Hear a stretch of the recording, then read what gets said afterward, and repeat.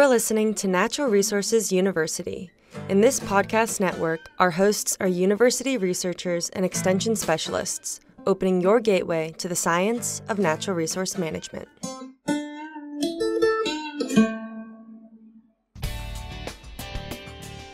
Welcome to Deer University, the podcast of the Mississippi State University Deer Lab. I'm Bronson Strickland. And I'm Steve Damaris. We're both lifelong hunters, deer biologists, professors of wildlife management, and co-directors of the MSU Deer Lab. We explain the latest research, including our own work and that conducted elsewhere. So if you're interested in deer biology and management, this is your podcast. Every decision you make is a step in your management program, and we give you the knowledge to make every decision count.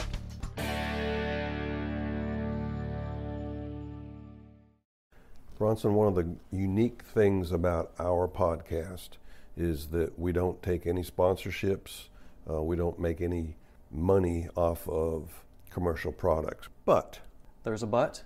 And there usually is, but we do have costs associated with producing this podcast.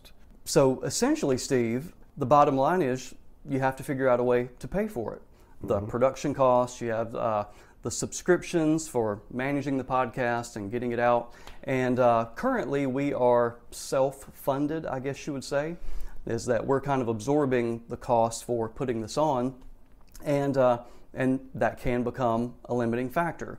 Yeah, and so there's a way for people, if they appreciate and want this to continue as it is, and we're not saying it's one or the other, but if someone wanted to help us with this process, how would they go about doing that? Yeah, so we just wanted to take this opportunity to raise an awareness.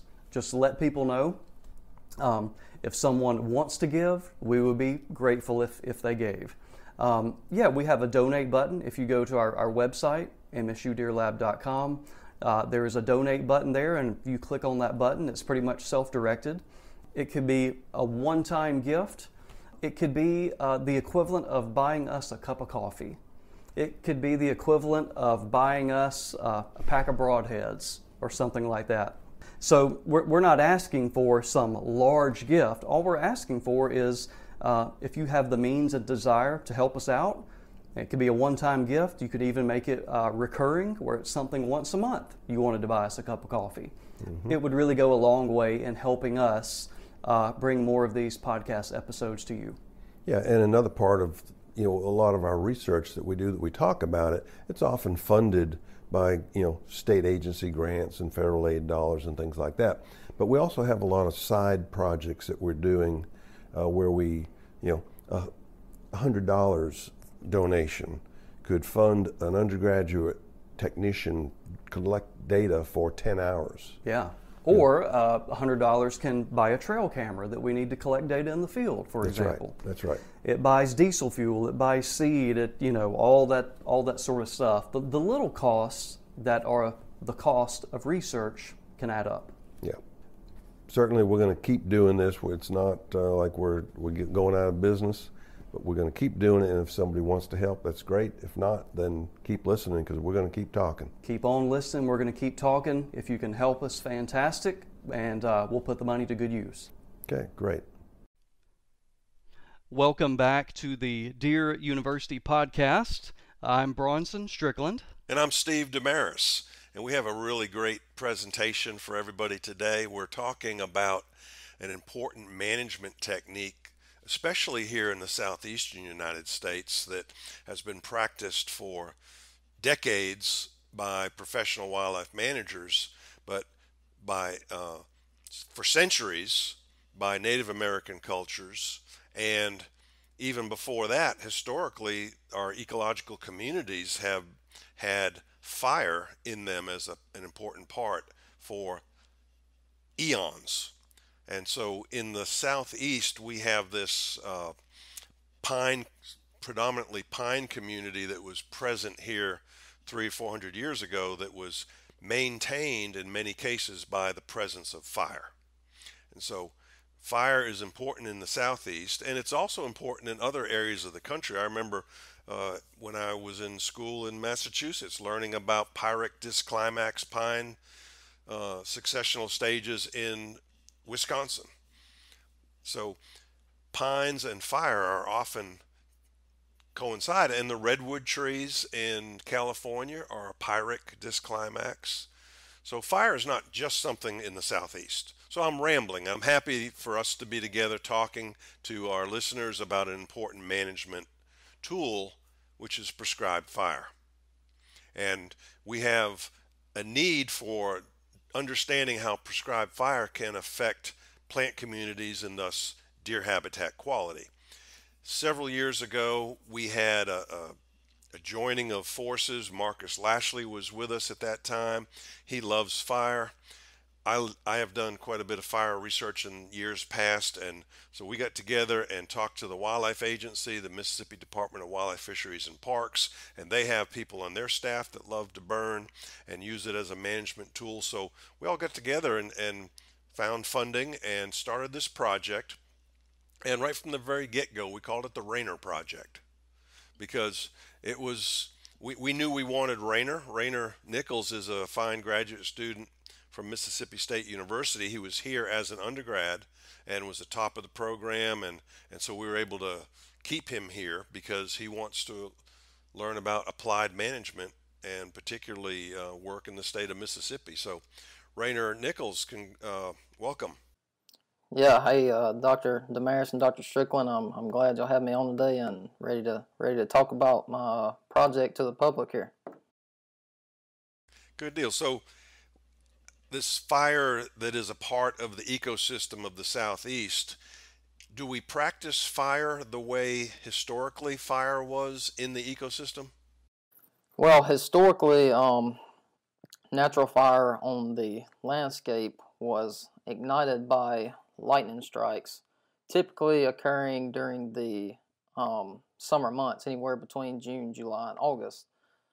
But if we look at data now, we can see that prescribed fire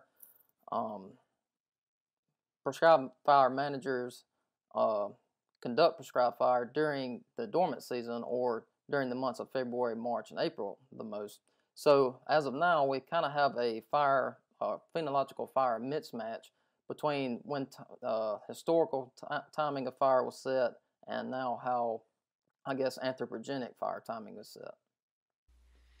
Okay, and you referred to dormant season fire, but someone that's paying attention and knows the woods, you said March and April. Mm-hmm. Spring greenup occurs in March. So why are people doing dormant season fire during March and April after spring greenup?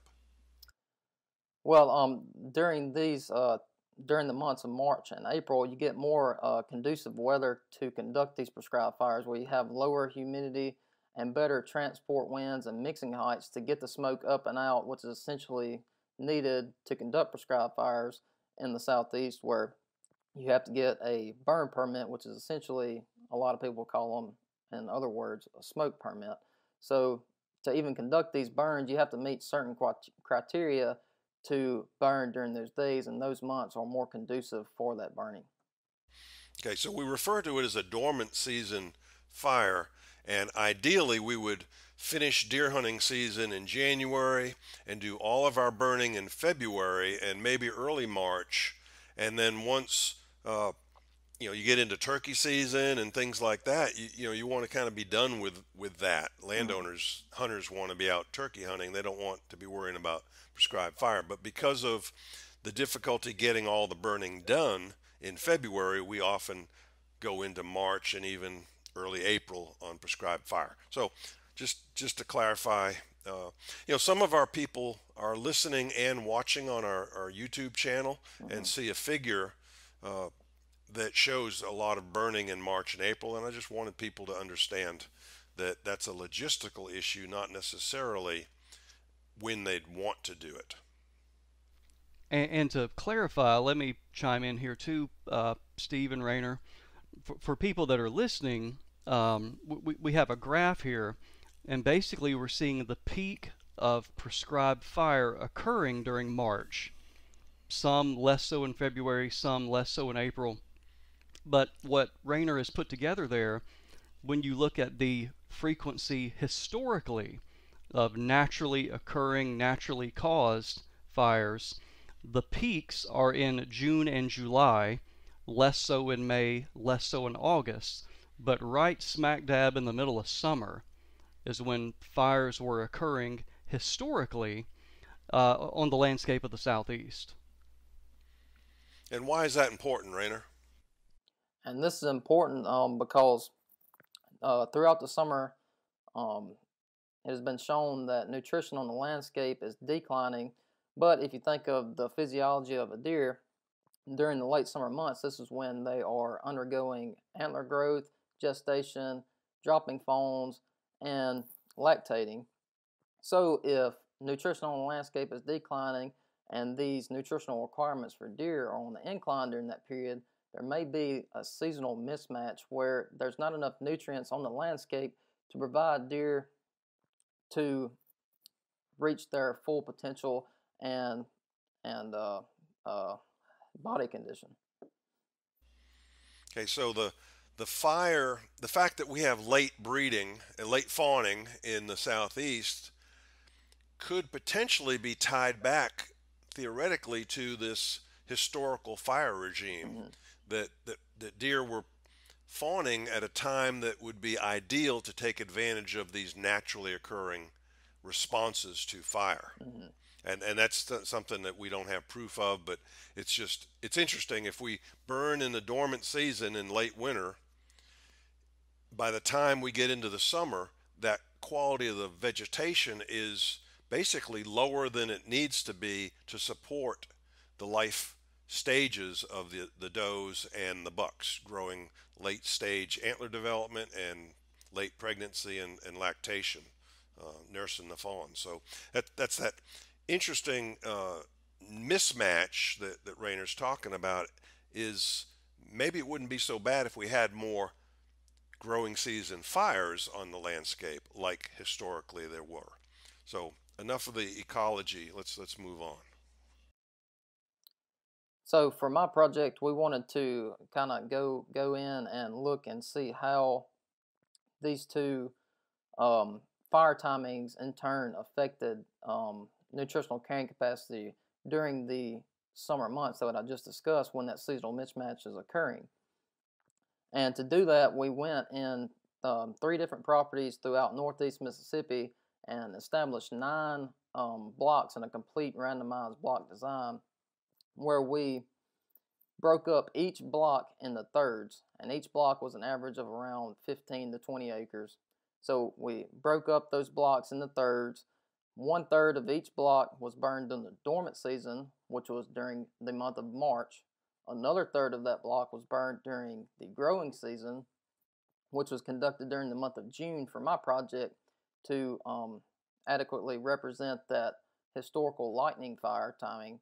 And then the last third of each block was left unburned, so we could tell, so we could have a comparison of what is naturally going on when there's no fire in the system. For those that are watching the video portion of the podcast, Rainer, this fire that you're showing, is this a dormant season or a growing season fire? This was a dormant season fire that was conducted, I think it was the first day of turkey season here in Mississippi, which is on March 15th. So this one was a pretty good burn. We almost have full coverage. As you can see, there's complete black where the fire's already ran through. And as you can see, as you go up through there, we conducted a point source method of prescribed fire on this stand, where we went through periodically dropping just point sources of fire throughout this stand after we created a backfire.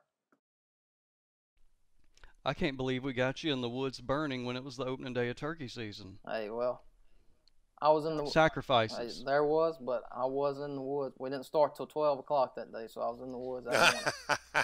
There, now the truth comes out. You see when they get their degree, Steve? Now the truth comes out. Yep. Yeah, he slipped in a hunt before. Well, hey, we hire the smartest, hardworking, planning type students, and he planned and executed well. We're always looking for problem solvers, and he solved the problem of getting the work done and getting the hunt in at the same time. That's right.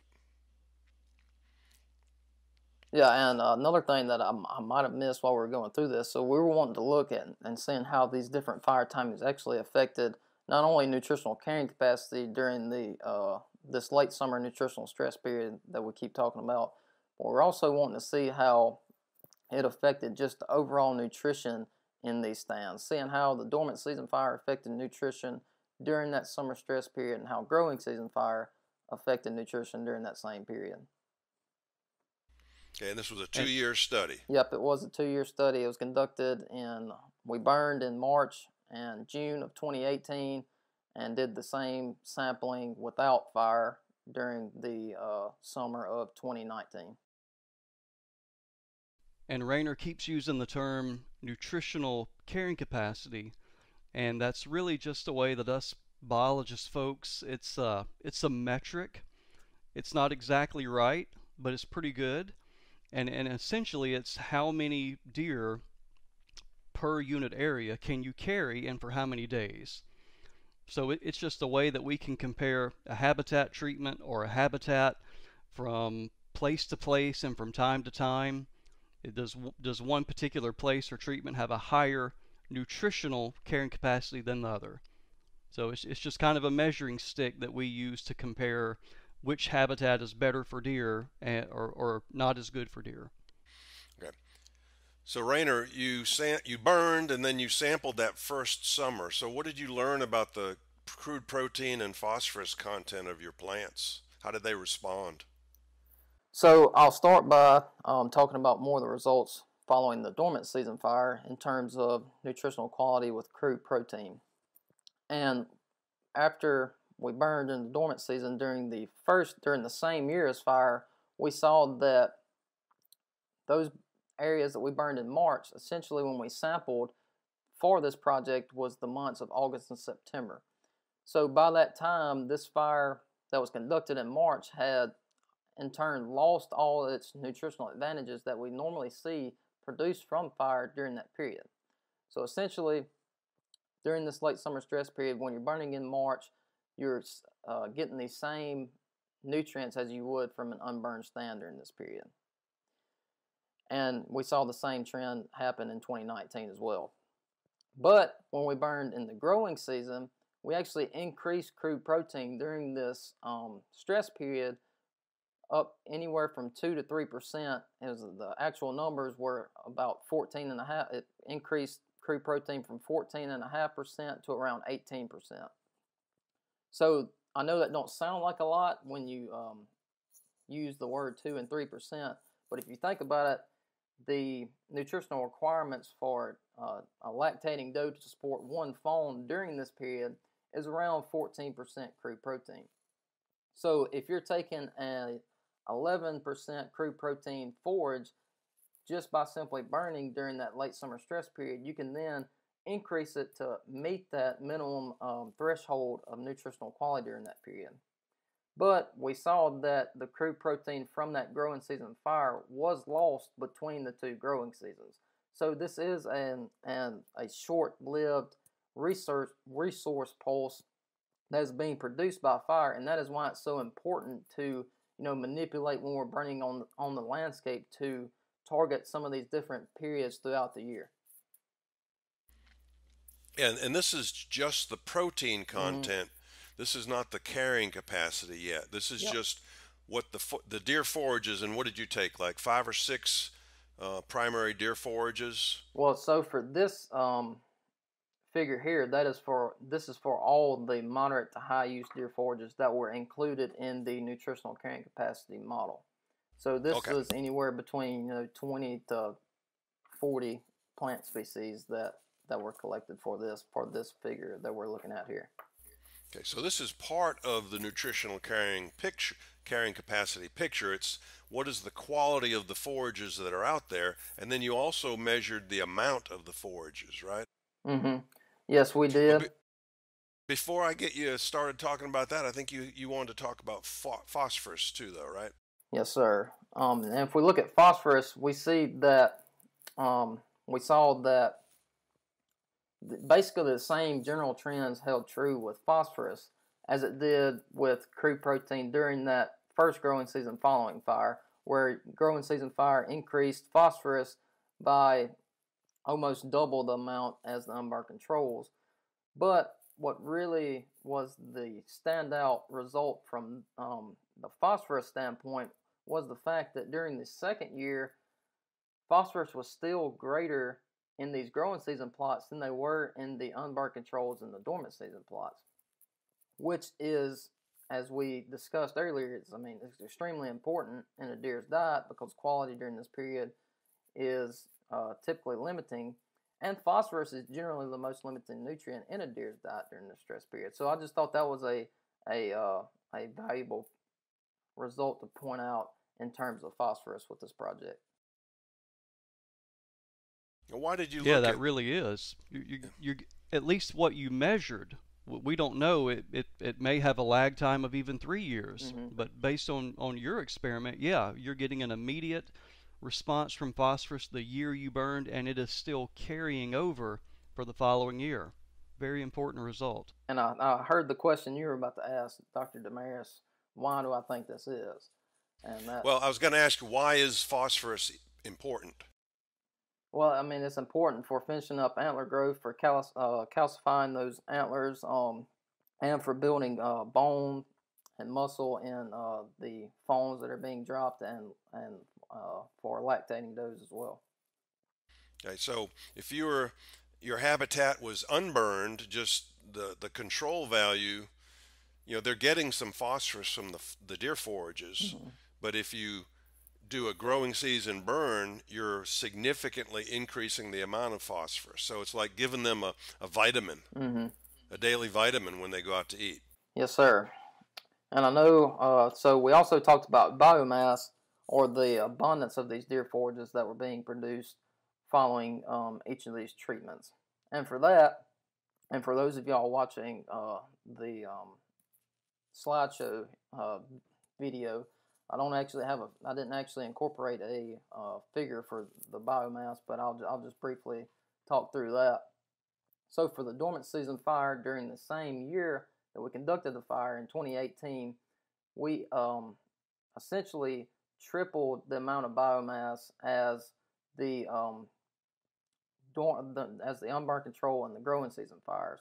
So even though these dormant season fires weren't producing higher quality forages during this late summer stress period, we were actually increasing the amount of biomass, which is also important for deer during that period for cover and other aspects of habitat quality. But also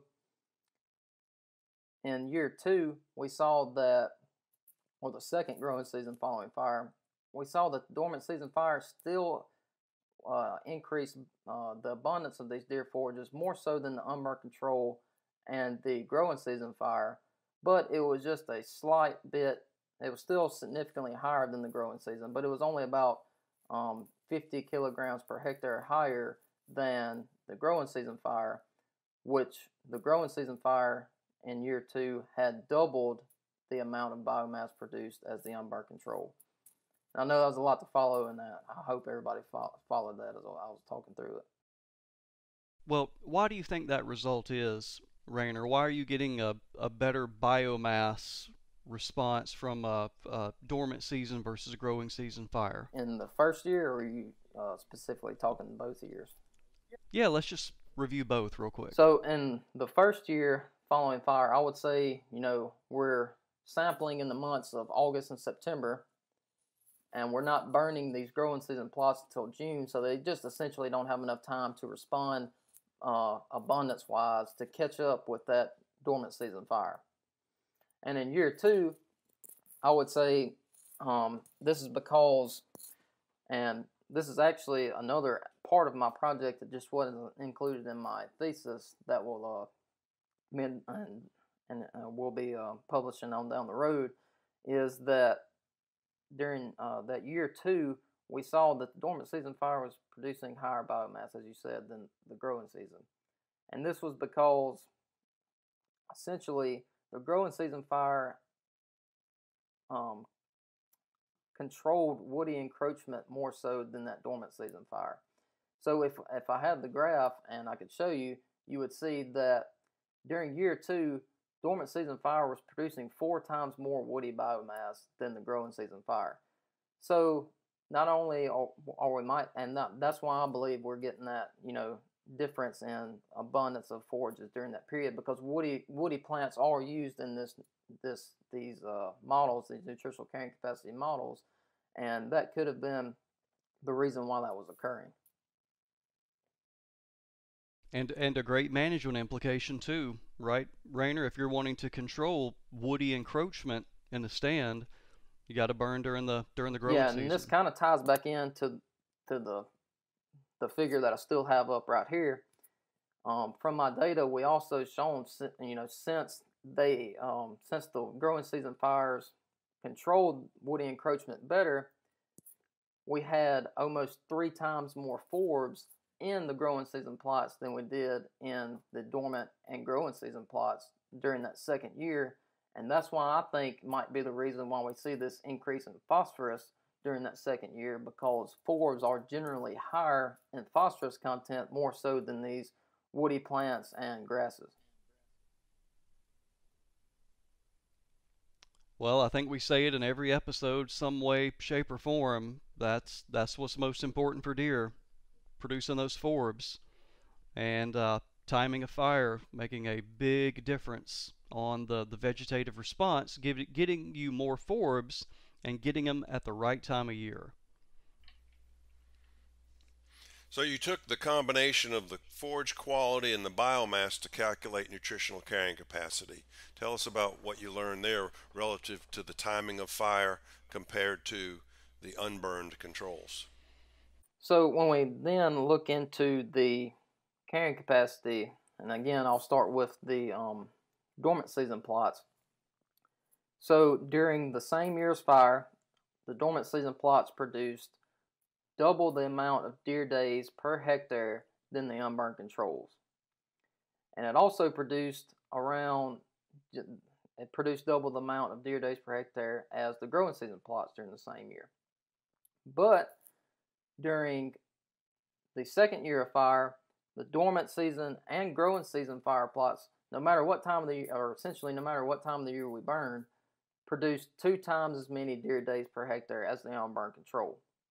So with that, I mean, it's essentially, I know what you might be thinking during that first year when dormant season fires produced greater carrying capacity than growing season and unburned controls. Well, why even worry about burning during the growing season? Well, it's because of what we just had the long discussion about just a few minutes ago. It's because of the amount of nutrients in a area, high quality nutrients in an area, that these growing season plots are providing for deer during that period. I mean, it just creates high quality foraging patches for deer to utilize during this period.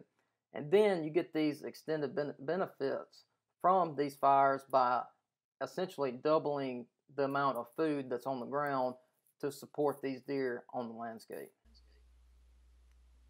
And Rainer, you also collected trail camera data on within each of your plots, so you knew how many deer were coming in and utilizing your plots. Tell us about the timing of the burn and how that affected the deer using those plots.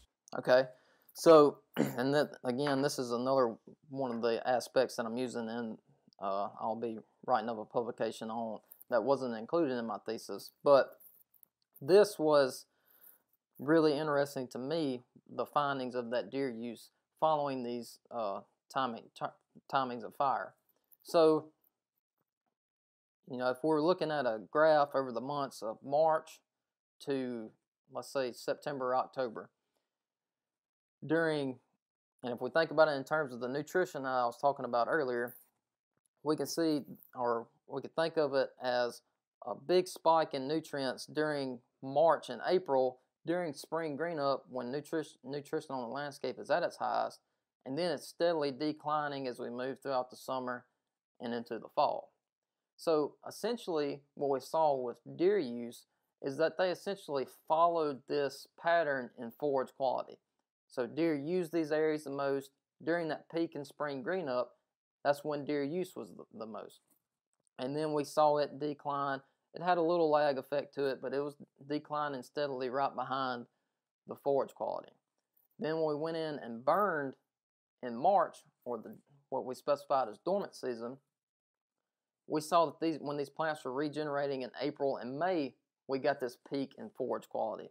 And that's when that peak of deer use was occurring.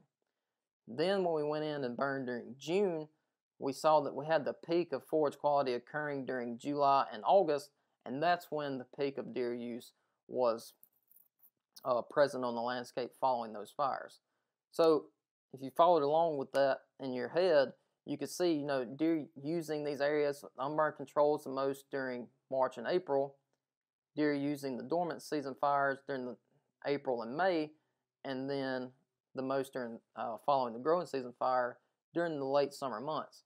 So you can have deer, you can attract deer on your property essentially year-round by either not burning, providing them with high-quality cover during the winter, which is another aspect of this that we saw once we got into the winter months, the areas that with more cover, that's where deer use was higher. So these unburned areas are also important as well, but you can then have deer using these areas at high levels during the early spring months and throughout midsummer, and then following the growing season fire, have them using it at high levels during the late summer months.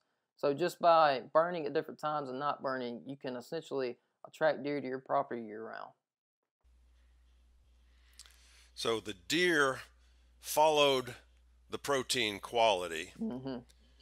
As a biologist, and as a landowner, as a hunter, you want deer on your property. As a biologist, we need to think collectively of nutritional carrying capacity. We want to make sure that we're providing for the deer overall.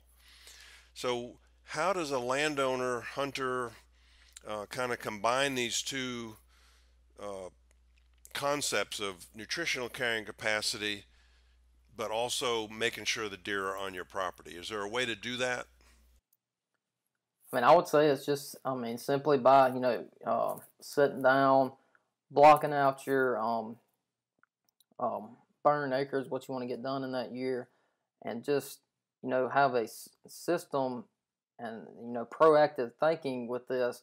And I remember listening to a podcast with Dr. Harper on here where he was talking about essentially an art to this that we do, picking out certain stands to burn certain years and creating this mosaic effect on the landscape.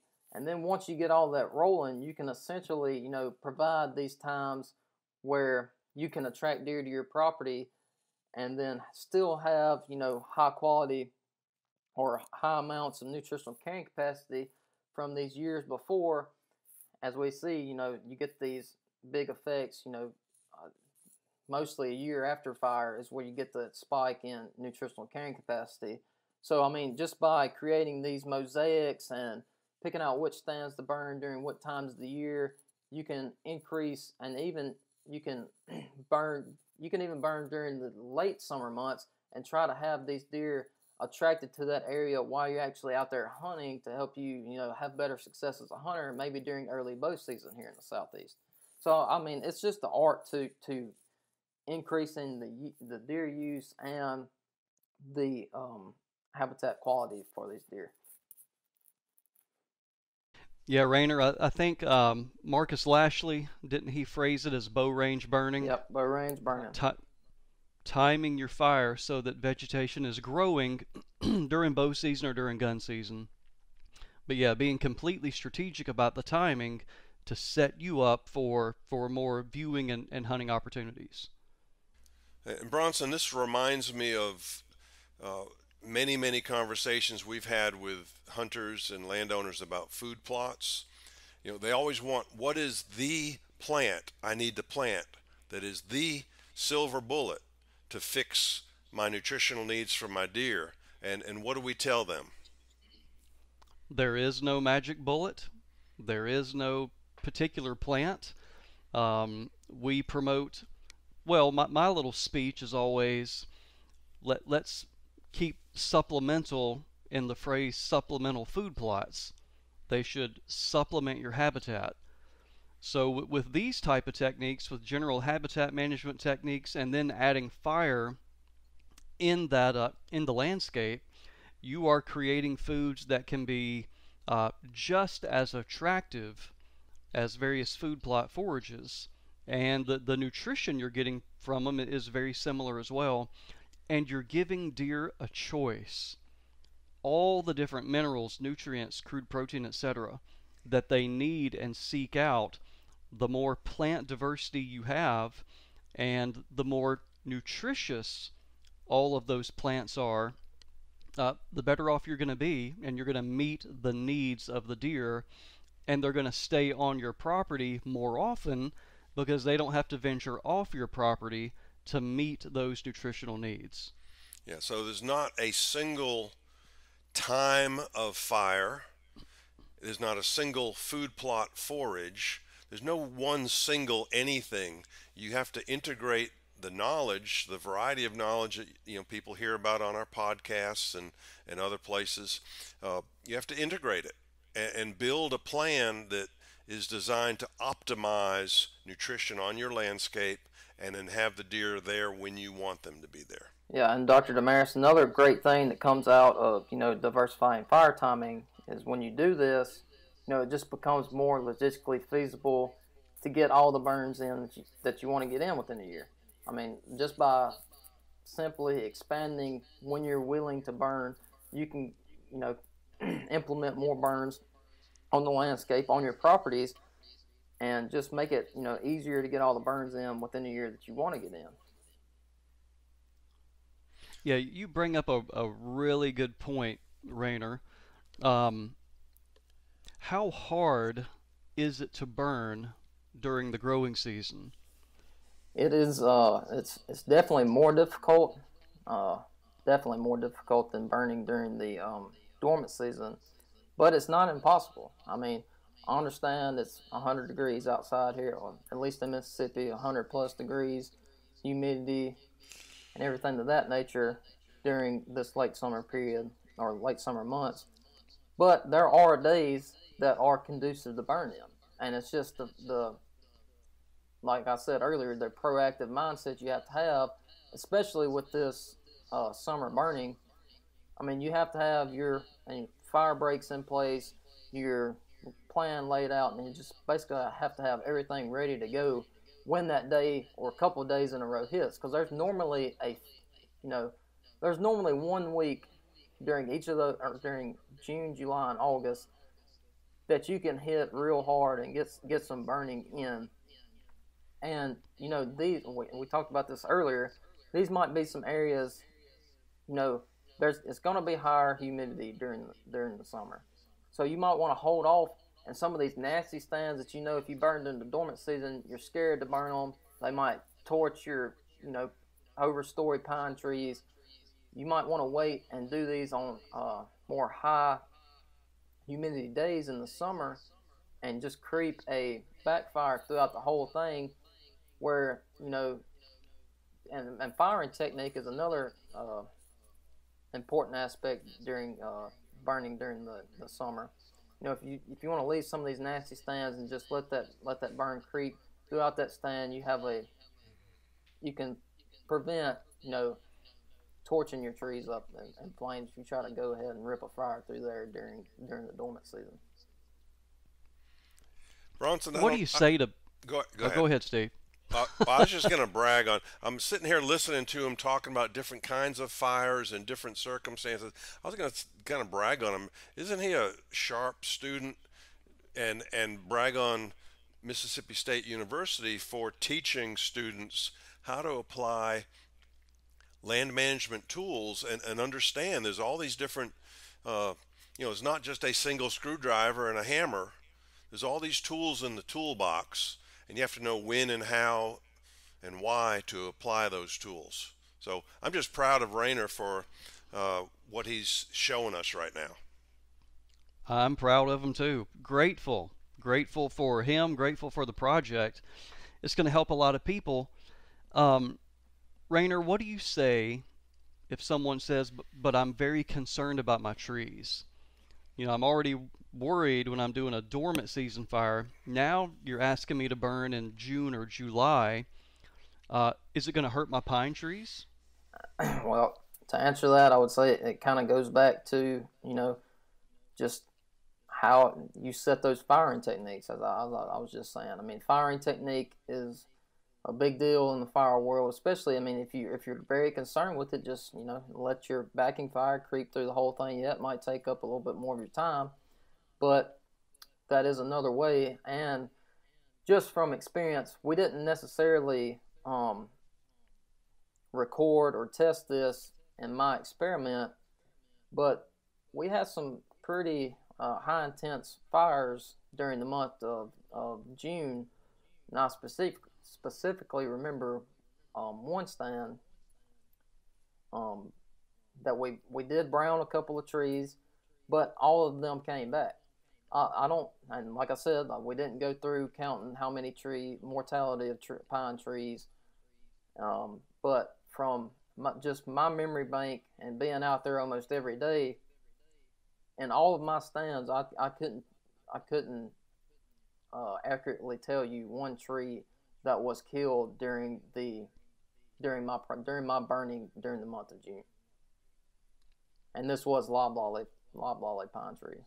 Well, just so we're careful here, let's just reiterate that is certainly a valid concern. And, Steve and I, and you now, Rainer, we work with people that have completely different objectives. We literally work with some people that would say, I really don't care if I kill a few trees, if I'm going to create deer habitat. We also work with people that their number one objective are those trees, that is the trees, and then secondarily creating wildlife habitat. So yeah, we want to be responsible in those recommendations and include advice from a registered forester. If your forest is your number one concern. So you certainly introduce more risk by burning during the growing season. But like you say, again, that wasn't an objective of your study, but certainly, at least in the short term, that was something you did not see or document any tree mortality. So that's great news. So Rainer, prescribed fire is something that you can apply on literally small plots like bow range burning in the fall or early fall. You used 15-acre plots to burn. Land managers may use 50 or 100-acre burn plots. So there's a lot of variation, but burning is kind of a landscape level tool, a large area tool, generally, relatively speaking, and it has all these circumstances. You got to wait for the right environmental conditions. It can't be too wet, it can't be too dry, the humidity, the wind speed, the time of year. You've got all these potential problems associated with prescribed fire. So we wanted you to look at that landscape level, that large scale treatment, but also talk about a technique that just a hunter who has a stand in the woods, and everybody loves to hunt in these big open woods that are closed canopy, and they like they can see through the woods and see the deer 50 or 100 yards away. But what's the problem with those kind of situations with a closed canopy forest, and what have you looked at that an individual landowner or hunter could do in an afternoon, regardless of whether it's raining, humidity level, time of year, or whatever? So yeah, and I'll point out again, for those of y'all watching, I guess the video stream, you can see a slide. I have a slide up where I have, a picture of the canopy, and you see that it's basically a closed canopy forest where there's not a lot of sun reaching the ground. And when this occurs, as you can see or as the video audience can see, when you do this, it's kind of a barren wasteland under these trees where there's not much vegetation at all for a deer to utilize. So we wanted to look, as Dr. Damaris said, at a low intensity way to create high quality nutrients on a localized level. And to do this, the management approach that we selected were stump sprouting, or mechanically stump sprouting trees, or what Dr. Lashley would call them, mineral stumps. So for my second chapter, this was my second chapter in my thesis, we focused on creating these high quality foraging patches using this stump sprouting method of 3 common hardwood species, where we had a high preference deer forage in black gum, a moderate preference in red maple, and a low preference in sweet gum. And we selected these 3 species of varying deer preference ratings because we wanted to see how mechanically stump sprouting these species would actually affect how deer were using them and how nutrients were changing within these plants. So as Dr. Lashley has described before on this podcast, when you go in and cut down a tree, you essentially, and the tree wants to, they're adapted to regenerate and put on leaves again to capture sunlight and survive, essentially. But when you do this, they're upregulating these nutrients and carbohydrates from their abundant root structure that is below ground into the little amount of forage that is being produced above ground. So you have high concentrations of these nutrients within these leaves of these hardwood plants, and they in turn could be higher quality in terms of crude protein and phosphorus, and deer may in turn use them more so than they would have, or if they use them at all, they would be using them more than they were going to because they were out of the reach and in the mid-story of these closed canopy forests. So you cut a bunch of trees down and monitored their response and in terms of the crude protein and phosphorus levels, and then how the deer used them. How did they respond? So why don't you tell us a little bit? So the results of this project essentially showed that once we mechanically top killed each of these 3 species, they increased in terms of crude protein as compared to the unburned controls. And each of these increased, and we studied these stump sprouts for, again, 2 years following treatment or 2 years following mechanical cutting of these trees, where crude protein was increasing anywhere between 2 to 6%, and they sustained this increase in crude protein throughout both years. So not only was it important for the first year, it's still producing higher quality nutrients in terms of crude protein for the second year following fire, or following, mechanical cutting. Then we also seen that the same trend again held true with phosphorus as it did with crude protein, which we've seen throughout my project for all these different aspects of crude protein and phosphorus that we were sampling. Normally, following a disturbance, crude protein and phosphorus responded the same way. So both years following mechanical cutting of each of these species, they increased in phosphorus, which again is extremely important.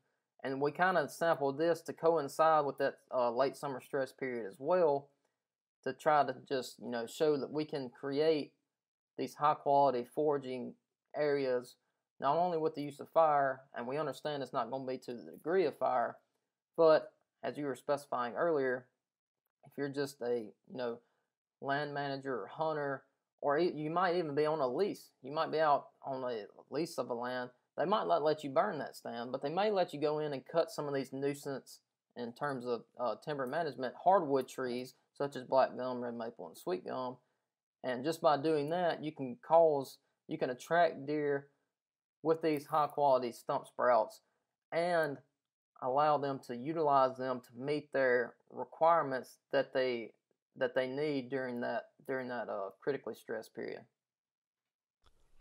Hey, Rainer, for people listening and not watching, can you describe the amount of increase you saw in crude protein and phosphorus? Yeah, so in crude protein, I think I said there was a 2 to 6% increase, but in terms of the numbers, black gum increased from 16%, which black gum's already a high quality, that's why it's a high preference, 16% crude protein to around 18%. Red maple increased by 5% overall from 13 to 18% following cutting. And sweet gum increased from around 10% to around 14, right on the minimum threshold of that lactation requirement at 14% following cutting. And for phosphorus, we saw that phosphorus was essentially doubled throughout each of these species throughout both years. Rainer, a side note here, is it important when to do the tree cutting? Can someone do it anytime, or would you recommend a specific time of year to go out and create these stump sprouts / mineral stumps? I would say that really, as I guess all wildlife managers can say, I guess you can say it depends. But if I was doing, it really depends on what you're wanting to target. Again, if you're wanting to target this late summer stress period, you might want to cut these trees during when we cut them, which was during the month of June, to mimic a June fire. But you can also come in March and essentially do the same thing. And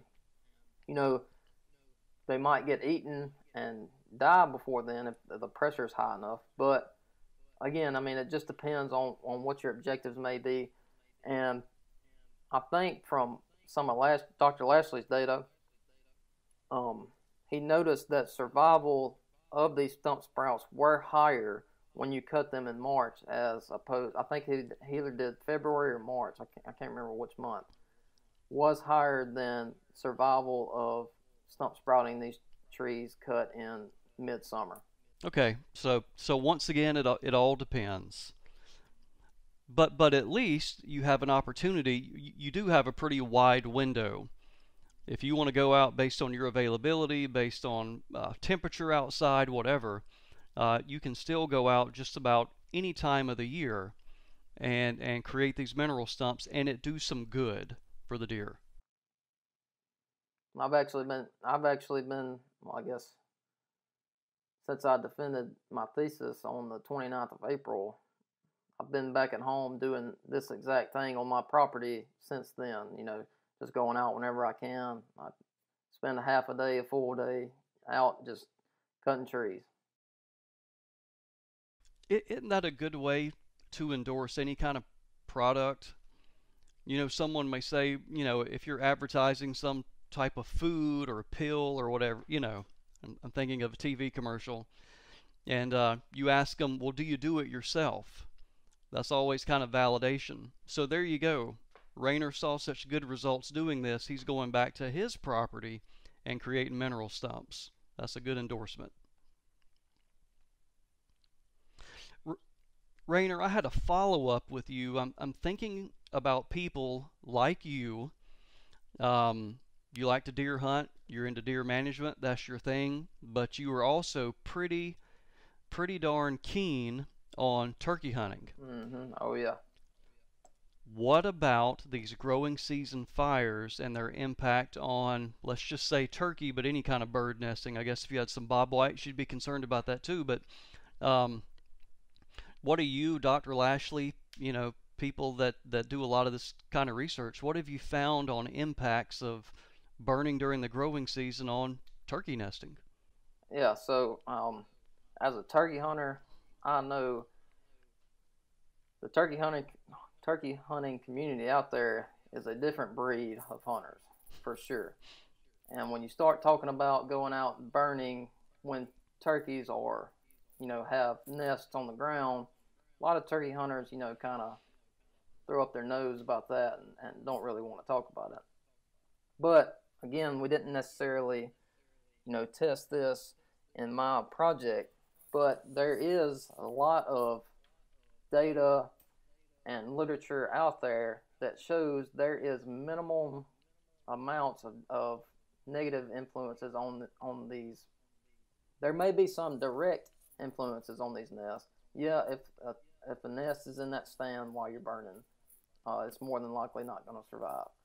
But the extended benefits that you get from incorporating this growing season fire on the landscape throughout, not just 1 year, but 2 and 3 years down the road, you can offset those negative effects that fire may be having. And another thing that I would throw in with that is the graph at the very beginning of my presentation where, we showed this mismatch in fire phenology where his natural fires occurred during peak nesting season.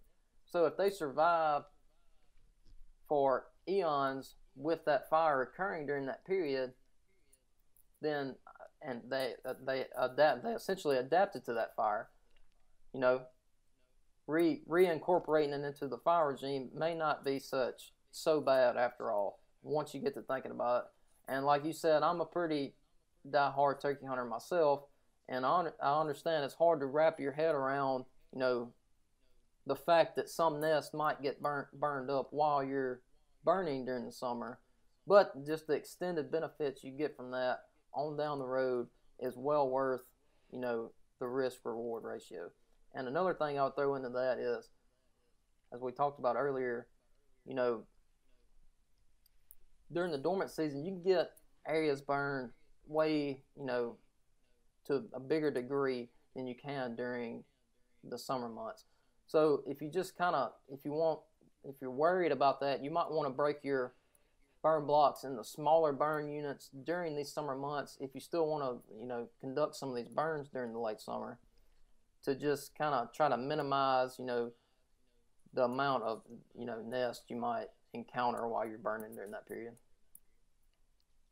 And I'm not a turkey hunter, thank goodness, but I would argue that most turkey nests have been completed. They've hatched by June. Yeah. And you may have some early destruction of nests, and they'll be re-nesting. They might still be on a nest, but generally the poults are going to be walking, and mama's going to lead them right out of that fire area if there's a fire. And it's not, when we do a prescribed fire, it's not like sweeping over. It's not one of these wildfires from out west where people are killed and houses are destroyed in minutes. I mean, this is a very slow fire. It's walking through the woods. And along with that, if I don't want to lie to anybody, but if I have my dates right, I was actually monitoring. I found a turkey nest on one of my plots on John Starr Wildlife Management Area that was that was a growing season plot of mine. And I found the nest in, late April or so. And so I was like, I'm gonna monitor this nest. And like I said, this is just one nest. And this is just me going out every time to check my camera. I'd have to walk by it. So I would monitor this nest, and we came out to burn that stand. I think it was June the 9th when we came out to burn that stand. And I specifically went to look and see if that nest if they had hatched and left the stand or wherever they were. And they have hatched by that date, which I said that's just one nest. That's not, big sample size, but I just wanted to throw that out there. And another stand that we burned on I can't believe he even let us conduct prescribed fires on his property during nesting season, but we were conducting burns on a piece of private property here in Starkville. And this was sometime in June when we were burning his stand, and we were mopping up the stand. The interior of that stand was still burning a little bit. Smoke was rolling out of it. We were riding around the perimeters, mopping up, and we literally had to run 2 hens and their poults from coming into that stand 2 different times while we were riding around mopping it up. So they were trying to come in. They were trying to come in and, I guess, forage on those exposed resources that were laying on the ground, all the inverts that are now, medium rare, sitting out there ready for them to eat. I like my invertebrates medium rare myself, Rainer. Well, Steve, I do have to make a comment. You're not a turkey hunter, you're right, but don't despair. You're still a breed apart. Thank you, Bronson. And Rainer, one thing I would add too, what I always say is, when you make an omelet, you got to crack a few eggs. Yep, that is right. So there may certainly be, someone can point to an instance where an individual nest was destroyed, and we, absolutely, if you burn enough over enough acreage, that's going to happen. But the overwhelming population level response, which is what you're interested in, is going to be positive by doing this. So there are really no worries in terms of, is this going to damage or decimate an entire year of nesting and recruitment and so forth. It's just not going to do it. Well, thank you, Rainer, for helping us educate our listeners about your great thesis project, looking at prescribed fire and stump sprouts, and trying to better understand how each of those tools can be used under different circumstances to produce localized patches of high quality nutrition at the right time of the year and at different scales on the landscapes. Very, very small scale with an individual stump, or larger scale. Before you close up here, Doc, I do want to go through the deer use following these stump sprouts. We kind of got back on the fire topic. So, just kind of going back and reviewing with the stump sprouts, following the mechanical cutting, crude protein and phosphorus are essentially increasing for both years as compared to the uncut controls. So we then wanted to see how deer were actually utilizing these stump sprouts. So we went in, and monitored how the deer were foraging these stump sprouts. And we saw that during the first year, black gum and red maple were used at a higher rate than sweet gum. But then during the second year, all 3 species, plant species or woody plant species, tree species, were used at the same exact rate. And to me, that was a huge finding with this aspect of my project, with the stump sprout aspect, because who would have ever thought sweet gum would be used as much as black gum? And that just kind of blew the top off of it for me. And that's why, like Dr. Strickland said, me advertising again, that's why I'm out cutting trees on my property right now.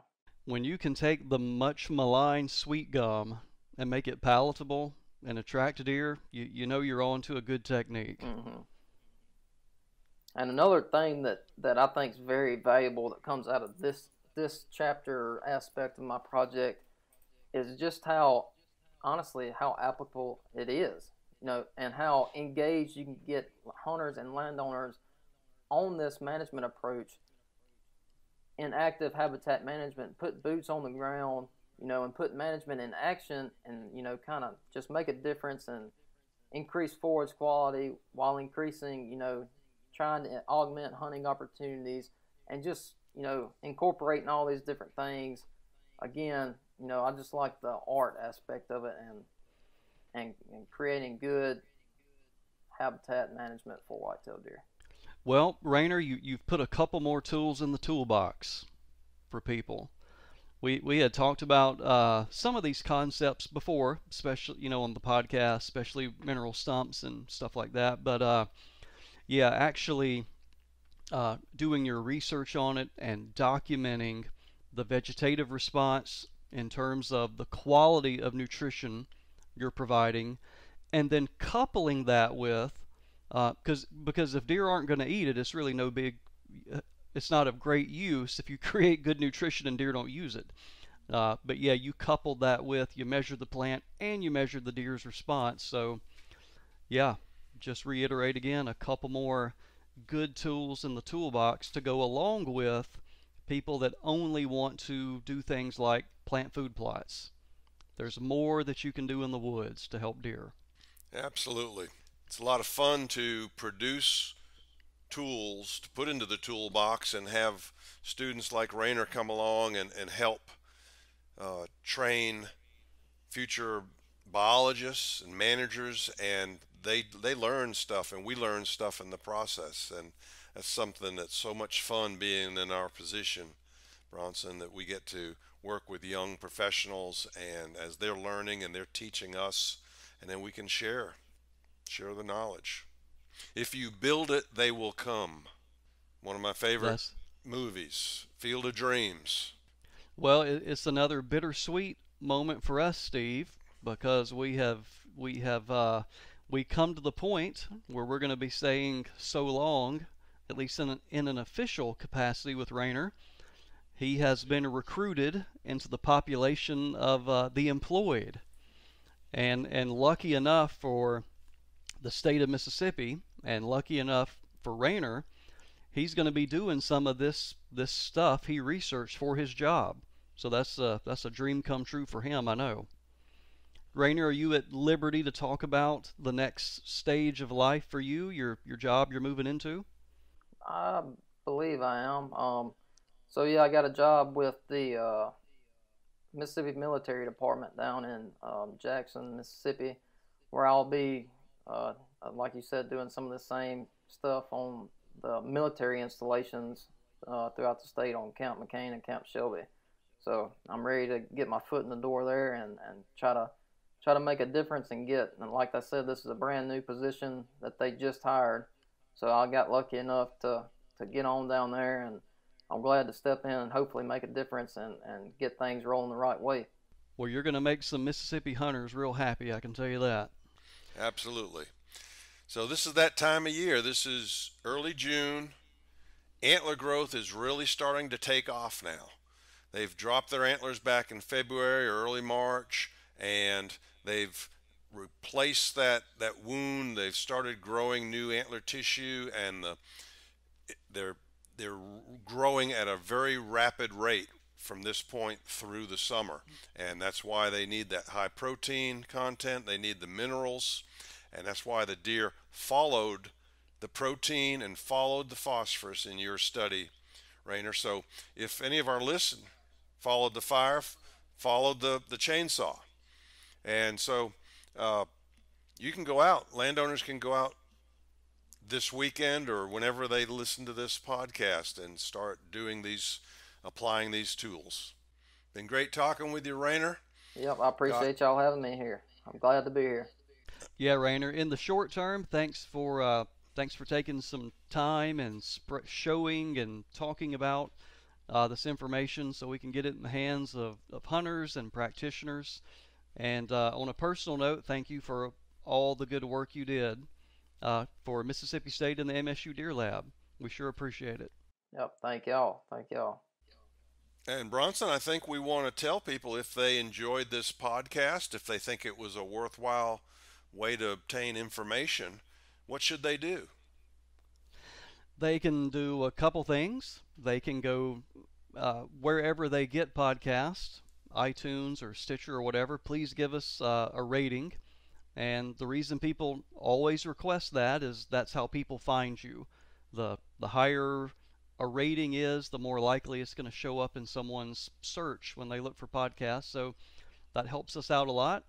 And you can also let us know as well. Send us an email and let us know if you enjoyed it or not, especially with this shift we're trying to do to broaden our audience by adding the YouTube aspect to us. Let us know if you like it, and if you do, we get enough positive feedback, we'll try our best to keep it going. Yeah, and they could share on social media. Hey, I just heard a great podcast. Y'all check it out. Share it to your Facebook and your Twitter friends and your Instagram friends, and help us grow this program. Absolutely. Now, they might not want other people to know. They don't want their neighbors to know about this good stuff because they want to hold the deer on their property. They don't want their neighbor to learn about all this nutrient pulse that Rayner's taught them about. Well, they may not want to share this episode. Share the podcast, but not this episode, maybe. Yeah, maybe they have a friend in the next county that they'll share it with. Right. So, okay, gentlemen. Well, thank you very much. I enjoyed it. Thank you. as always. All right, we're signing off until next time.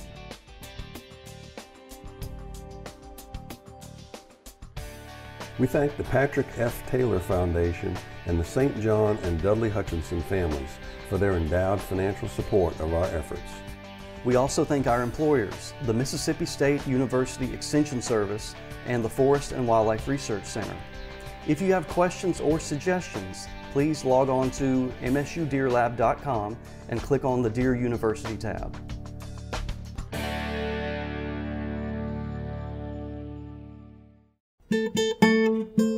Natural Resources University is funded by the Renewable Resources Extension Act. New episodes are released every Tuesday. For more information, follow us on our social media platforms at NR_University.